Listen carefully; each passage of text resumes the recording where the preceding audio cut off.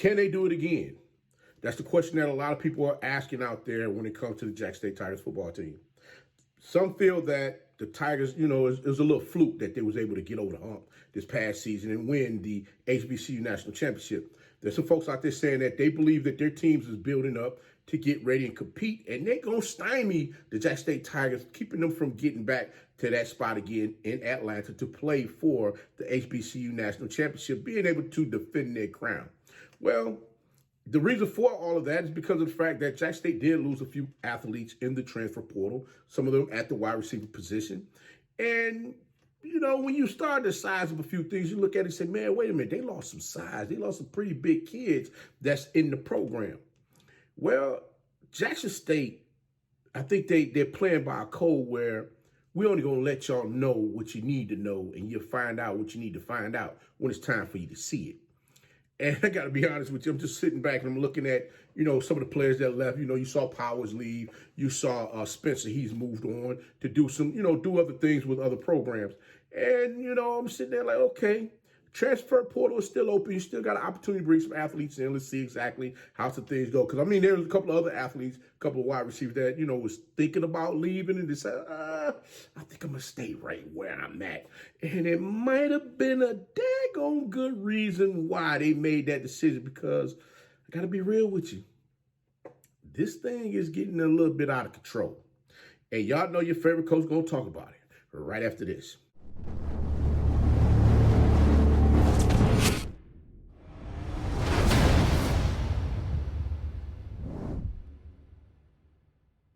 It's your favorite coach back at it again. 10 toes down, about to tell you how it all went down.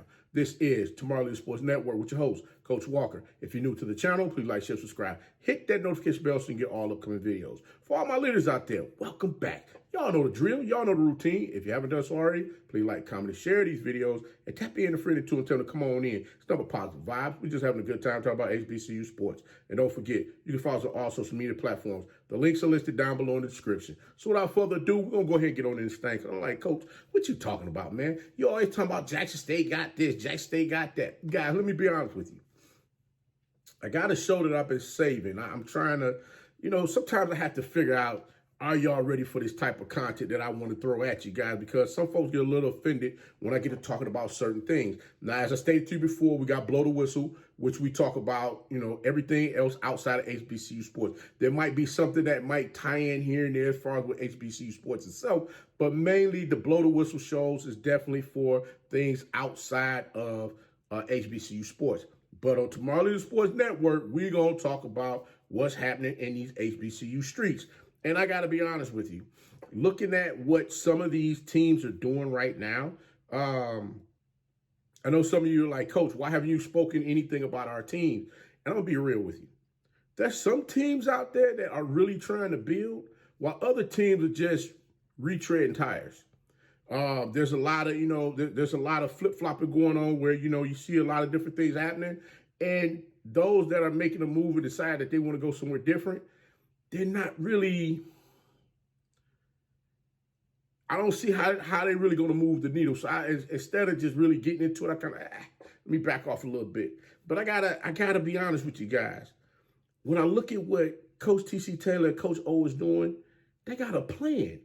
They got a plan that they are really sitting down, and they are efficiently going through everything that they need to do to make sure that they find the athletes that's going to fit perfectly into their program. If not, hey, they're going to move away from saying, you know what, it's cool, we appreciate you stopping by, but, hey, the next train to Paris is up on out of here. Hey, you want to hit that transfer portal train, you can go ahead and jump on that, boy. We're going to be mad at you. You can do what you need to do.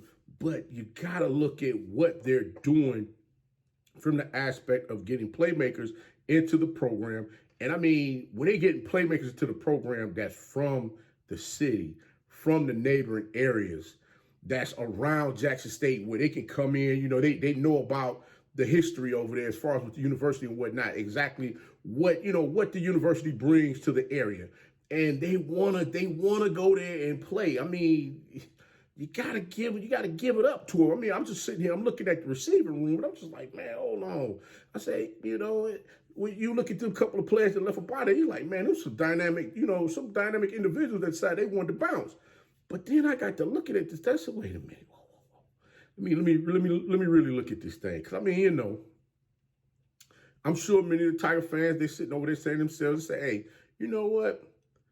Y'all may not know what's going on, but y'all will find out when you need to. And I mean, it's kind of like, you know, the Jack State Tigers receiving room is like Wu-Tang Clan, ain't nothing to F with.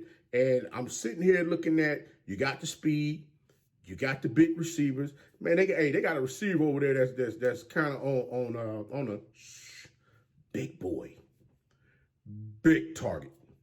And I mean, it's like Agent Orange trying to pry that away from somebody. They like, we ain't telling you what's going on with that. You want to find that out? You go dig in the crates and find it yourself, coach. I'm like, okay, cool. Y'all got coach on now, and I have to go ahead and figure out what's going on. We'll get it together. But all I can say is this. Looking at the receiver room, you got Terrell Jr., Gardner Jr., Landy, Dupree, and a host of others. But then you got this young man that's ready to come into the fold from the area, two-way athlete. This young man can get it on the offensive side of the ball, and he can play a little defensive back, too. I mean, he went to Northwest Rankin High School. Y'all already know who this kid is. Quit playing around with this thing. And, you know, last season was that 2023, I believe the young man played for, with 23-24, excuse me. He played for East Mississippi Community College. Now, this is another addition to the receiving room. I mean, what more can you ask for from Coach O and Coach T.C. Taylor? I mean, they just say, hey, you know, y'all want us to go ahead and get another speedy, big-time receiver? Hey, we gonna get us one. Hey, we're gonna bring somebody else on in here. We're gonna shake this thing up a little bit more, and we're gonna make it happen. And I'm sure the receiving coach over there is sitting there like, I so appreciate y'all because we about to make this one happen too. But crazy thing is, I'm just like, man, where is he? Where they gonna put him at? I mean, the lineups out there with this thing is gonna be crazy. I mean, with the Dupree and Terrell, I mean that speed is just ridiculous.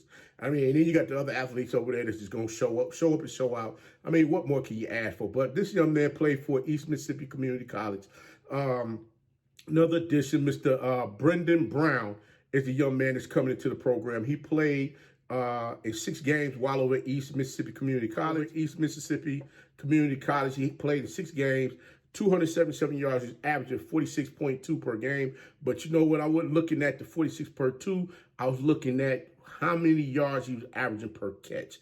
And he was roughly up around at like 16, 17 yards per reception. So when I sit back, you know, when I sit and look at, you know, what's going on with the Jack State Tigers football program, I'm like, wait a minute, this kid catches 16 yards off the rip. Guys, I mean, what we talk about here? I mean, yeah, this young man, he might not have jumped out on the stat sheet for a lot of folks as far as where he was playing at, but then you inject him into this Jack State Tigers football program offense, and then we're going to see some things really get to it. Because, I mean, you got a quarterback out there with a big arm, Jacoby Morgan. He's going to fly that thing down the field. He's going to get it out there to the young man. That's going to allow him to catch some big passes in games. I told you guys before, you're going to have to make sure your defensive backs were going to be able to cover these receivers that's out there on the field. They're setting this thing up where they're going to have mismatches week in and week out.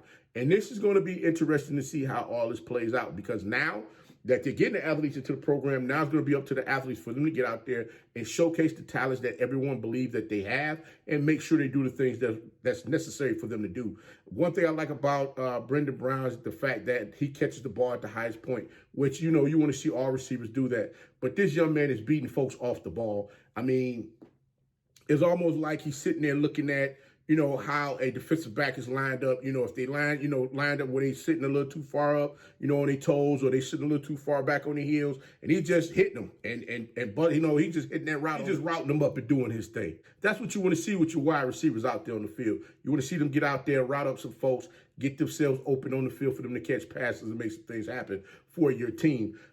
This young man, I definitely believe will be a great addition to the team. Like I stated before, he got out there and showed up and showed out against teams that they would line up against when he was playing in high school. What you think he could really do coming over here to play in front of his family and friends in Jackson, Mississippi? This thing's going to be nuts. Like I said before, this is where he's from. He's coming back home to play in front of family and friends, and trust me, he's going to come out there and turn this thing out. So you guys get ready to enjoy another addition to the Jackson State Tigers football program. I understand there's only one ball that can go to one athlete per play, but this thing, I believe, head coach T.C. Taylor is going to open this offense up just a little bit more to catch everybody further off guard than what they were able to do last season.